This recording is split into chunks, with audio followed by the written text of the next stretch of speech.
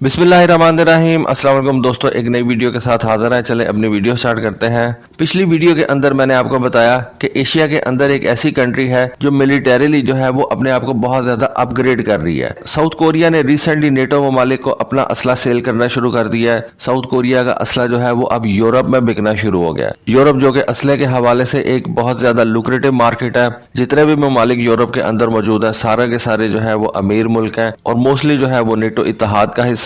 तो नेटो इत्तेहाद के अंदर आपका असला बिक जाना जो है वो एक बहुत बड़ी बात है। और साउथ कोरिया ने ना सिर्फ अपने टैंक्स जो है वो नेटो ममालिक को सेल किए हैं, बल्कि उसने अपने लाइट फाइटर जेट्स जो है उनको भी नेटो ममालिक को यानी कि पोलैंड को जो है वो सेल किया। तो मेरे हिसाब से ये एक बहुत बड़ी अचीवमेंट है। अब अगर आप इस वक्त साउथ कोरिया की एयरफोर्स की तरफ ध्यान दें तो साउथ कोरिया की एयरफोर्स के पास आपको ऑलमोस्ट वो जहाज नजर आएंगे जो अमेरिकन एयरफोर्स इस्तेमाल करती है। उनके पास F4 और F5 पुराने जहाज मौजूद हैं जिनको या तो वो रिटायर कर रहे हैं या ऑलमोस्ट रिटायर कर चुके हैं।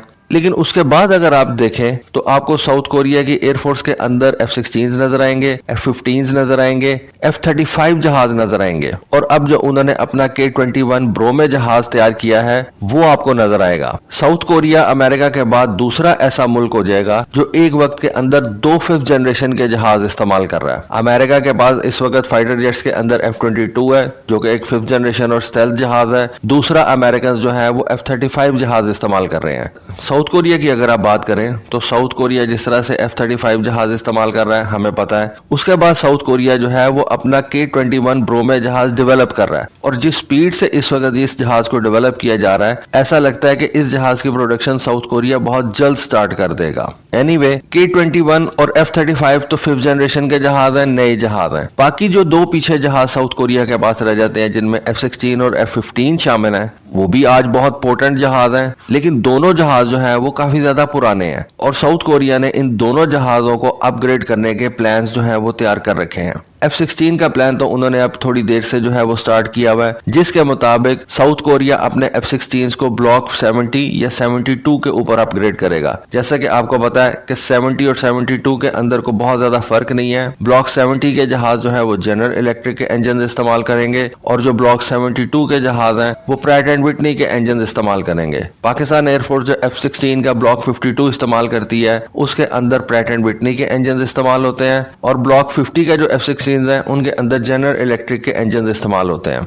तो ये जो 50 और 52 और 70 और 72 का फर्क है ये सिर्फ इंजन्स का फर्क है। एक दो और छोटी मोटी चेंजेस हैं लेकिन वो बहुत ज्यादा कोई बड़ी सिग्निफिकेंट नहीं है। एनीवे, F-16 का जो इस वक्त प्रोग्राम साउथ कोरिया की एयरफोर्स चला रही है जिसमें वो अपने F-16 को अपग्रेड करेगी, उनके अंदर ईसा रेडार्स जो है वो लगाए जाएंगे, सेबर रेडार्स लगाए जाएंगे जो कि अमेरिकन एयरफोर्स भी अपने पुराने F-16 के अंदर लगा के उनको अपग्रेड कर रही है। साउथ कोरियन एयरफोर्स का जो F-16 का अपग्रेड प्रोग्राम है इसकी टोटल कॉस्ट जो है वो तकरीबन $1.2 बिलियन की है, जिसके अंदर इन जहाजों के अंदर ईसा रेडार्स लगाए जाएंगे, इनके कॉकपिट को इम्प्रूव किया जाएगा, उनके डिस्प्लेस वगैरह बदल दिए जाएंगे, मिशन कंप्यूटर जो है वो बेहतर और अपग्रेडेड और फास्ट जो है वो लगा दिए जाएंगे और ये F-16 का जो अपग्रेड है वो तकरीबन 2025 में कंप्लीट होगा। साउथ कोरिया टोटल 130 F-16 के ऊपर ये अपग्रेड जो है वो लगा रहा है और इस अपग्रेड के बाद साउथ कोरिया के F-16 जो है वो ब्लॉक 70 या 72 स्टैंडर्ड के ऊपर आ जाएंगे। उसके बाद साउथ कोरिया जो है वो अपने टैंकर फ्लीट के अंदर भी इजाफा करना चाहता है। टैंकर फ्लीट के अंदर साउथ कोरिया जो है वो तकरीबन $948 मिलियन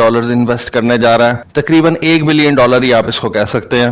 2 टैंकर्स जो है वो 2024 से लेकर 2029 तक फ्लीट के अंदर इंडक्ट किए जाएंगे। अब इसके अंदर 2 जो है वो कैंडिडेट्स हैं, एक बोइंग का KC-46 पेगासस और दूसरा एयरबस का A330 MRTT। एयरबस A330 के चांसेस ज्यादा लग रहे हैं क्योंकि इससे पहले भी साउथ कोरिया की एयरफोर्स जो है वो एयरबस के जहाज as an air refuelling tankers इस्तेमाल कर रहे हैं। तो साउथ कोरियंस जो है वो अपनी एयरफोर्स की रीच बढ़ाना चाहते हैं। ऑलरेडी उनके पास ये एयर रिफ्यूलिंग टैंकर्स मौजूद हैं लेकिन वो 2 मजीद एयर रिफ्यूलिंग टैंकर्स ऐड करके अपनी एयरफोर्स की रीच जो है वो मजीद बढ़ाना चाहते हैं। फिर जो सबसे बड़ा अपग्रेड करने जा रही है साउथ कोरियन एयरफोर्स वो अपने F-15 स्लैम ईगल्स के ऊपर करने जा रही है। F-15K स्लैम ईगल्स जो है वो साउथ कोरियन एयरफोर्स के स्पीयर हेड हैं और नॉर्थ कोरिया के साथ किसी भी कॉन्फ्रंट्रेशन की सूरत में जो सबसे बड़ा किरदार अदा करना होगा वो इन्हीं F-15K स्लैम ईगल्स को करना होगा। अभी रिसेंटली नॉर्थ कोरिया की तरफ से कुछ ड्रोन्स जो थे उन्होंने साउथ कोरिया के अंदर इनकर्जन की थी, और इस तरह की इनकर्जन जो है ये साउथ कोरिया के लिए बिल्कुल अच्छी नहीं है, क्योंकि दोनों ममालिक के जो बॉर्डर्स हैं वो बिल्कुल साथ साथ हैं।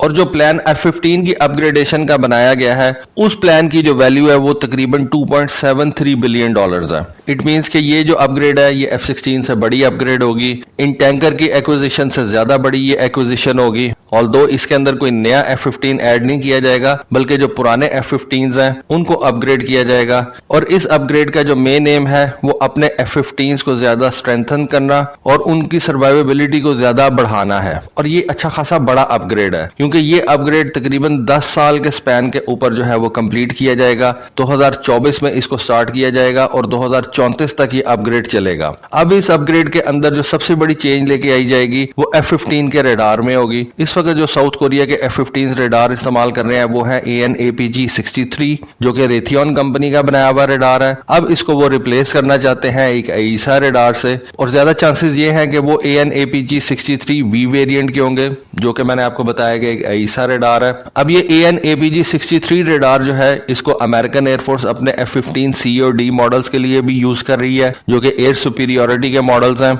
ये स्ट्राइक ईगल वाले जहाजों की मैं बात नहीं कर रहा, ये एयर सुपीरियोरिटी वाले F-15s की मैं बात कर रहा हूं। उनके अंदर AN/APG-63V3 वेरिएंट के रेडार्स जो है वो इस्तेमाल किए जा रहे हैं। सिंगापुर की एयरफोर्स भी AN/APG-63 रेडार्स इस्तेमाल कर रही है, और सऊदी अरेबिया की एयरफोर्स जो है वो भी यही AN/APG-63V3 वेरिएंट के रेडार्स जो है वो इस्तेमाल कर रही है। ये रेडार जो है AESA रेडार्स हैं, अच्छी खासी इनकी बड़ी रेंज है। F-35 का AESA रेडार भी F-15 के AESA रेडार को मैच नहीं करता। F-16 का तो वैसे ही छोटा AESA रेडार है, और जो AESA रेडार F-18 के अंदर लगाया गया है वो भी निस्बतन एक छोटा AESA रेडार है। तो इस वक्त जो अमेरिकन एयरफोर्स के फाइटर जेट्स के अंदर सबसे बड़ा AESA रेडार लगाया गया है वो F-15 के अंदर लगा हुआ है। अगर F-15 और F-22 के रेडार्स को देखा जाए तो आई बिलीव कि F-15 का जो AESA रेडार है वो F-22 के रेडार से थोड़ा ज्यादा बड़ा है। जैसा कि मैंने आपको अभी बताया कि अमेरिकन एयरफोर्स अपने F-15C और D, जो कि उनके एयर सुपीरियोरिटी वाले F-15s हैं, उनके अंदर AN/APG-V3 वेरिएंट वाला रेडार इस्तेमाल करते हैं। लेकिन दूसरी तरफ अमेरिकन एयरफोर्स अपने F-15 स्ट्राइक ईगल्स के लिए AN/APG-82 वाला रेडार इस्तेमाल करते हैं,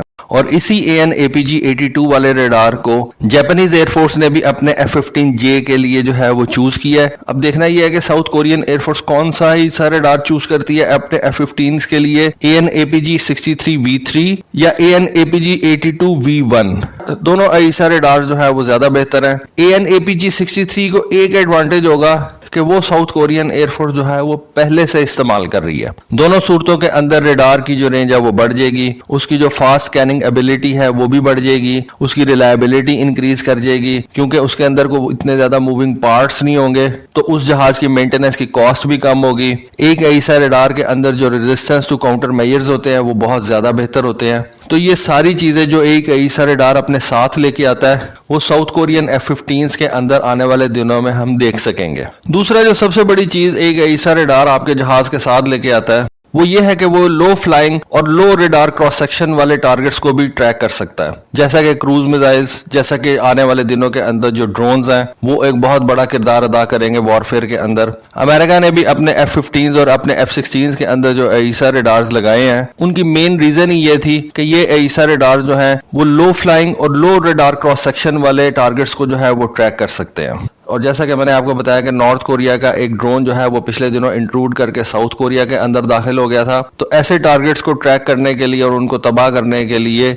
आपके फाइटर जेट्स के अंदर AESA रेडार्स होना मस्ट है। अभी वेपन्स के बारे में नहीं पता कि इनके अंदर वेपन्स में किस तरह से चेंजेस लेके आई जाएंगी, क्योंकि ऑलरेडी ये जो साउथ कोरिया के F-15s हैं ये बड़े एडवांस और हैवी किस्म के वेपन्स जो है वो उठा के लेके जा सकते हैं, जैसा कि AGM-84H SLAM-ER stand of cruise missiles. उसके बाद आपको मैंने एक वीडियो के अंदर बताया था कि साउथ कोरिया के जो F-15s हैं वो टॉरस क्रूज मिसाइल्स भी उठा के लेके जा सकते हैं। फिर साउथ कोरियंस जो है वो अपराई क्रूज मिसाइल जो है वो तैयार कर रहे हैं, जो कि बिल्कुल इसी टॉरस की तर्ज के ऊपर बनाया गया है। जो क्रूज मिसाइल साउथ कोरियंस अपने मुल्क के अंदर तैयार कर रहे हैं वो बेसिकली है तो टॉरस की तर्ज के ऊपर ही, लेकिन उसकी उन्होंने थोड़ी सी जो एरोडायनामिक शेप है उसको चेंज किया है, उसकी डायमेंशंस को उन्होंने चेंज करके उसको थोड़ा सा जो है वो स्लीक बनाया और एलोंगेट किया, थोड़ा सा उसको लंबा किया, और आगे से उसकी जो चौड़ाई है उसको कम कर दिया है। ये जो स्लैम ER क्रूज मिसाइल है ये बेसिकली स्टेल्थ फीचर्स के साथ आता है। इस स्लैम ER क्रूज मिसाइल की जो रेंज है वो तकरीबन 300 किलोमीटर है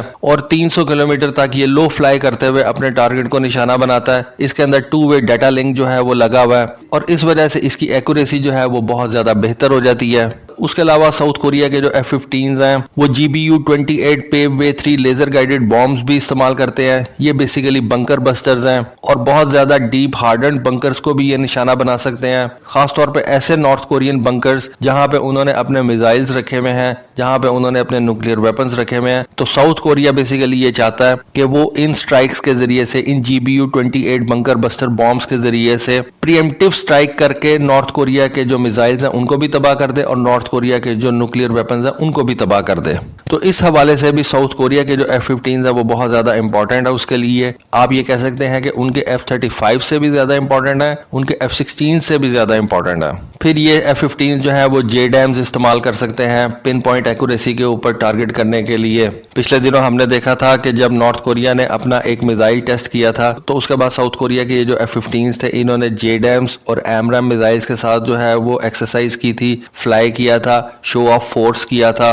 तो ओवरऑल साउथ कोरिया जो है ना वो अपनी मिलिट्री की कैपेबिलिटीज में बहुत ज्यादा तेजी से इजाफा कर रहा है और जो अपनी एयरफोर्स है उसकी कैपेबिलिटीज को भी बहुत ज्यादा तेजी से बढ़ा रहा है। तो दोस्तों ये थी आज की वीडियो, ये थी आज की इन्फॉर्मेशन। होपफुली आपको आज की वीडियो, आज की इन्फॉर्मेशन पसंद आई होगी। कमेंट सेक्शन में अपनी राय से जरूर आगाह कीजिएगा। आज के लिए बस इतना ही। Thank you. Allah Hafiz.